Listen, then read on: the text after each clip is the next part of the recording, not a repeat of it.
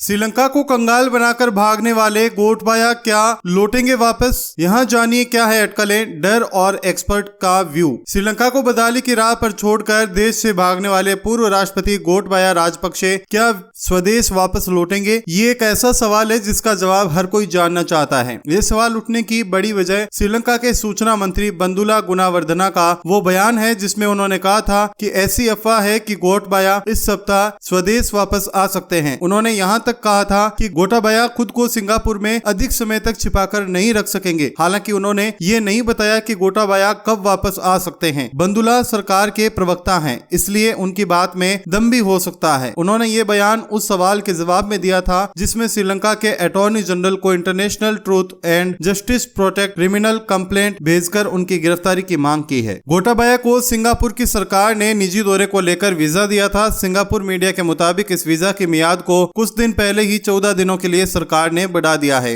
हालांकि श्रीलंका की media report में कहा गया है कि उनकी वीजा की मियाद बढ़ाने के अनुरोध को सिंगापुर की सरकार ने नहीं माना है। इस वजह से उनके वापस आने की अटकलें भी लगाई जा रही हैं। गोटाबाया को सिंगापुर आने पर शॉर्ट टर्म विजिट पास दिया गया था। गौरतलब है कि जनता गोटाबाया और उनके परिवार पर श्रीलंका को 51 अरब डॉलर के कर्ज में डालकर देश को कंगाल करने का आरोप लगा रही है। गोटाबाया के 2 भाई और अन्य परिजन फिलहाल देश में ही हैं। इस बात की पूरी आशंका है कि उन्हें भविष्य में कोर्ट का सामना करना पड़ सकता है। वहीं यदि राजनीतिक जानकारों की माने तो निकट भविष्य में देश वापस नहीं आने वाले हैं। ऐसा इसलिए है क्योंकि उन्हें श्रीलंका में अपनी जान का खतरा है। श्रीलंका से मालदीव भागने पर भी यही बात सामने आई थी। हालांकि इसमें कुछ सच्चाई भी दिखाई देती है। वहीं गोटाबाया को दूसरा बड़ा डर अपनी गिरफ्तारी का भी है। विपक्ष गोटाबाया के वापस आने पर उनके खिलाफ वार क्राइम समेत घूस लेकर देश को आर्थिक संकट में डालने, देश को बर्बाद करने का मामला चलाने की मांग कर रहा है। समागी जन बालवेग या मार्क्सवादी पार्टी ने साफ कर दिया है कि यदि गोटाबाया वापस आए तो वो उनके खिलाफ भ्रष्टाचार को लेकर कोर्ट में मामला दायर करेगी। ऐसा कहने वाली केवल यही पार्टी नहीं है बल्कि तमिल नेशनल अलायंस, जो कि श्रीलंका में तमिल अल्पसंख्यकों की सबसे बड़ी पार्टी है। ऐसे में उनका वापस लौटना काफी हद तक नामुमकिन है।